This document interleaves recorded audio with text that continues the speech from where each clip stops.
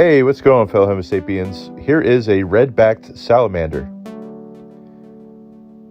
This species is probably the most common species found in the northeastern United States, as well as neighboring parts of Canada. This species is really interesting because it doesn't have lungs. It relies on cutaneous respiration. It uses its permeable skin to absorb oxygen. Unfortunately, this individual lost its tail. See the little white nub on its tail? It is regrowing. How awesome would it be if humans could do that? If we lost an arm, it would just start growing back.